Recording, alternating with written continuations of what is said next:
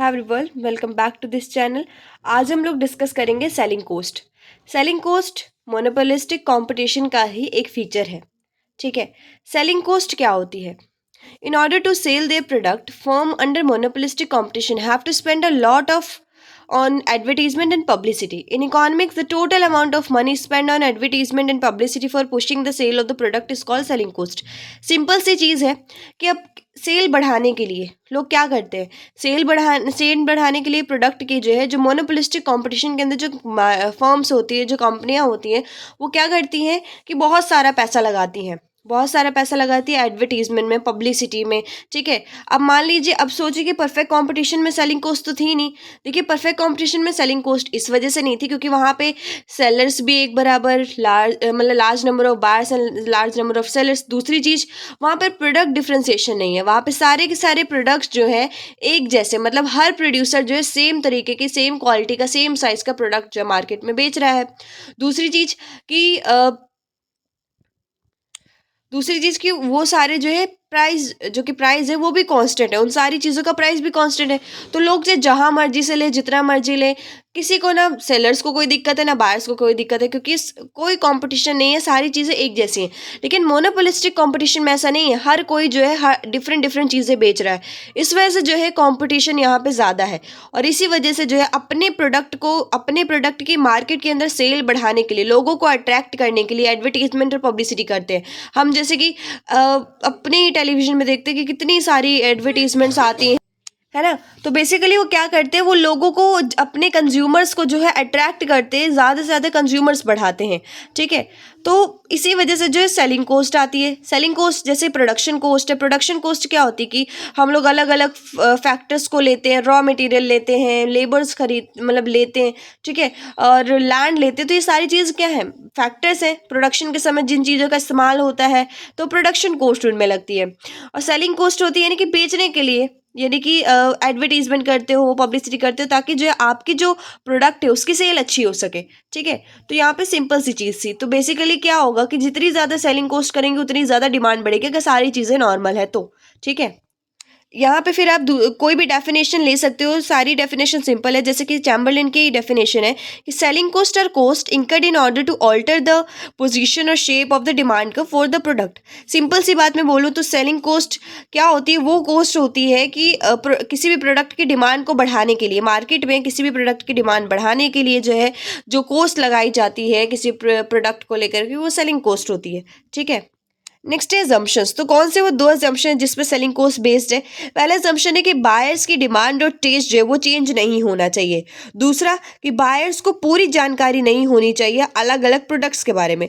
अगर पूरी जानकारी होगी तो क्या करेंगे, लोग दूसरी तरफ शिफ्ट करने लगे, क्या पता दूसरी चीज़ ज़्यादा अच्छी हो, है ना। और डिमांड कैसे चेंज हो जाएगी बायर्स की, और टेस्ट जो मतलब कि अगर टेस्ट चेंज हो गया, मान लीजिए उनका जो है ये चीज़ दूसरी चीज़ देख करके दूसरी चीज़ को लेने का मन कर गया, तो इस वजह से उस चीज़ की डिमांड जो है कम हो जाएगी, है ना। तो इसी वजह से सेलिंग कॉस्ट जो है इन दो चीज़ों पे डिपेंड करती है। नेक्स्ट है कि क्या डिफरेंस है सेलिंग कॉस्ट में प्रोडक्शन कॉस्ट में। तो मैंने आपको बता ही दिया है कि प्रोडक्शन कॉस्ट क्या होती है। प्रोडक्शन कॉस्ट वो कॉस्ट होती है जब बेसिकली जब हम प्रोडक्शन कर रहे होते हैं, प्रोडक्शन करने के समय हम मान लीजिए कोई भी प्रोडक्ट बना रहे हैं, उस समय जब उस प्रोडक्ट को बनाने के लिए जो भी चीज़ें लगती हैं, चाहे वो रॉ मटेरियल हो, चाहे वो कोई भी चीज़ हो, ठीक है, तो वो जो है प्रोडक्शन कॉस्ट होती है। तो बेसिकली वो प्रोडक्ट के बनने से पहले जो पैसे लगाए जाते हैं वो प्रोडक्शन कॉस्ट होती है। ठीक है, और production cost include such expenditure as production of the product, transportation, storage, delivery वगैरह वगैरह। ठीक है, दूसरी चीज सेलिंग कॉस्ट क्या होती है? सेलिंग कॉस्ट होती है कि लोगों को, यानी कि प्रोडक्ट बनने के बाद आप जब मार्केट में बेचने की बारी आई तो उस चीज़ को जो है लोगों को और आकर्षित करने के लिए, कस्टमर्स बढ़ाने के लिए जो है जो पैसा लगता है, वो पैसा जो है, वो चीज़ जो है वो सेलिंग कॉस्ट कहलाती है। ठीक है, तो वो कब होता है? बनने के बाद। ठीक है, एडवर्टीजमेंट में, न्यूज़पेपर में छपाया, रेडियो में अनाउंसमेंट कराई, वो पोस्टर्स लगवाए, होर्डिंग लगवाना, तो बहुत ज़्यादा चीज़ें करते हैं ताकि लोग अट्रैक्ट हों। ठीक है, सो पर्पस क्या है सेलिंग कॉस्ट का? बेसिकली पर्पस ये है कि प्रोडक्ट की डिमांड बढ़ जाए। ठीक है, लेकिन प्रोडक्शन कॉस्ट का पर्पस, ये प्रोडक्शन कॉस्ट की क्या वो है, प्रोडक्शन कॉस्ट की पर्पस है कि आउटपुट इंक्रीज करना और सप्लाई इंक्रीज करना, सप्लाई बढ़ाना मार्केट के अंदर और आउटपुट को बढ़ाना, बस, ठीक है। और जबकि सेलिंग कॉस्ट की क्या होती है, डिमांड, प्रोडक्ट की डिमांड को बढ़ाना। तो production cost lead to creation of utility and selling cost lead to create demand for the product. Selling cost जो है डिमांड बनाती है और प्रोडक्शन कॉस्ट जो है यूटिलिटी, ठीक है ना। उसके बाद एवरेज सेलिंग कॉस्ट कर्व की शेप कैसी होती है, तो एवरेज सेलिंग कॉस्ट कर्व वो कर्व होती है जो एवरेज कॉस्ट शो करती है। सिंपल सी बात मैं बोलूँ तो एक प्रोडक्ट को बेचने के लिए कितनी सेलिंग कॉस्ट उस प्रोडक्ट के ऊपर लगी वो होती है एवरेज सेलिंग कॉस्ट, ठीक है, समझे। जैसे कि मान लीजिए एक सोप को, एक साबुन को बेचने के लिए कितना आपने सेलिंग कॉस्ट, उसके ऊपर कितना एडवर्टीजमेंट, कितना न्यूज़पेपर में, कितना मैगजीन में खर्च किया, वो जो है आपकी सेलिंग कॉस्ट कहलाती है, एवरेज सेलिंग कॉस्ट, ठीक है, ठीक है। तो चैम्बरलिन के अकॉर्डिंग जो सेलिंग कॉस्ट कर्व होती है वो यू शेप की होती है, ठीक है। मतलब क्या है कि इनिशियली वो गिरती है और फिर वो बढ़ती है। तो पहले धीरे धीरे जो है थोड़ा फॉल कर रही होती, फिर अचानक से बाद में बढ़ती। सीधी सी बात है, पहले किसी को नहीं पता होता आपके प्रोडक्ट के बारे में, तो क्या होता है, फिर बाद में जैसे डिमांड बढ़ती है, फिर आप और एडवर्टीजमेंट करते हो और प्रोडक्शन करते हो और ज़्यादा जो है मार्केट में कंपटीशन बढ़ता है आपकी चीज़ों को लेकर के, तो वो फिर बढ़ती है, ठीक है। जैसे कि it means in the beginning proportionate increase in sale is more than the increase in selling cost. यानी कि जो सेल का मतलब सेल ज़्यादा है सेलिंग कॉस्ट से ज़्यादा, ठीक है, क्योंकि अभी स्टार्टिंग ही हुई है कंपनी की, अभी ज़्यादा सेलिंग कॉस्ट नहीं लगा रहे हो।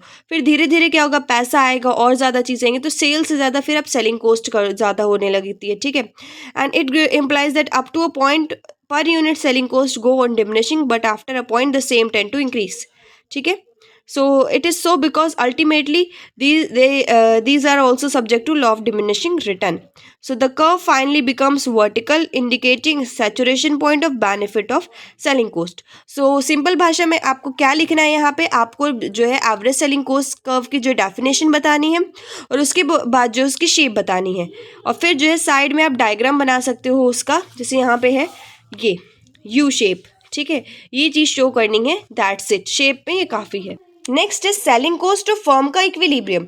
तो फर्म के इक्विलिब्रियम को समझने के लिए मोनोपोलिस्टिक कंपटीशन, तो इसके अंदर ये माना जाता है, ये एज्यूम करा जाता है कि जो प्राइस है कॉमोडिटी की और जो सेलिंग कॉस्ट है वो दोनों जो है चेंज होते रहेंगे। So firm has to decide, firm को डिसाइड करना पड़ेगा कि price of commodity and selling cost to be incurred, कि कितना प्राइस होगा उतने उसमें जो है कितनी सेलिंग कॉस्ट जो है उसको जो लगानी पड़ेगी, चुकानी पड़ेगी। So facilitate our study it is assume, ये मान के चल रहे हैं कि जो डिमांड है प्रोडक्ट की वो इंक्रीज होगी due to increase in selling cost, ठीक है। और फिर जो है एक्स्ट्रा प्रॉफिट होगा, प्रोडक्ट के ऊपर एक्स्ट्रा प्रॉफिट होगा और जो डिमांड कर्व है वो राइट की तरफ शिफ्ट कर जाएगी, जो कि ये दिखा रही है कि सेलिंग कॉस्ट बढ़ रही है। मुझे नहीं लगता कुछ समझ आएगा। सिंपल सिर्फ देखो बात ये कही जा रही है कि आप, इन्होंने सिंपल सी मतलब ये बात बोली हुई है कि अगर आप सेलिंग कॉस्ट बढ़ाओगे, मतलब आप जितना ज़्यादा प्रचार करोगे, जितना ज़्यादा एडवर्टीजमेंट करोगे, जितना ज़्यादा मैगजीन में छापोगे, आपके प्रोडक्ट जो है हर जगह दिखाई देंगे, तो उससे क्या होगा, लोग आकर्षित होंगे, फीचर्स को देखेंगे, सुनेंगे, समझेंगे, ठीक है। तो फिर आपकी धीरे धीरे डिमांड बढ़ेगी आपके प्रोडक्ट की, नॉट आपकी। फिर उसके बाद जो है एक्स्ट्रा प्रॉफिट होने लगेगा, अब डिमांड बढ़ेगी, आपकी सेल भी बढ़ेगी, तो प्रॉफिट ज़्यादा होगा, तो एक्स्ट्रा प्रॉफिट होने लगेगा। और इससे क्या होगा, फिर यहाँ से इसी वजह से कहा गया कि जो डिमांड कर्व जो है राइट की तरफ शिफ्ट होगी और उससे जो है सेलिंग कॉस्ट भी जो है बढ़ेगी, ठीक है।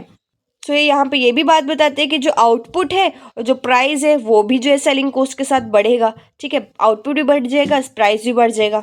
सो आप यहाँ पे ये डायग्राम देख सकते हैं, ठीक है, यहाँ पे ये एवरेज रेवेन्यू है और ये यहाँ पे जो है average cost curve, selling cost curve है, ठीक है।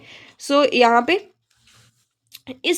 यही डायग्राम वही चीज़ बता रहा है जो मैंने अभी आपको बताई, ठीक है, कि सेलिंग कॉस्ट के बढ़ने से डिमांड बढ़ेगी, ठीक है, फिर उससे जो है आपको एक्स्ट्रा प्रॉफिट होगा और ये जो शेडेड पोर्शन है ये आपका एक्स्ट्रा प्रॉफिट ही शो कर रहा है, ठीक है। सो देखिए सेलिंग कॉस्ट बहुत ही सिंपल टॉपिक था, ठीक है, जो कि अपने नाम में ही अपनी डेफिनेशन को शो कर रहा है, सेलिंग कॉस्ट क्या होती है, ठीक है। तो हमने उसको पढ़ा, फिर हमने एक डेफिनेशन देखी, फिर उसके बाद हमने दो एजम्पशंस देखे। पहला एजम्पशन देखा कि जो बायर्स की डिमांड है और जो टेस्ट है वो चेंज नहीं होना चाहिए। दूसरी कि बायर्स को जो पूरी जानकारी जो है प्रोडक्ट्स के बारे में नहीं होनी चाहिए कि अलग अलग तरीके के प्रोडक्ट होते हैं।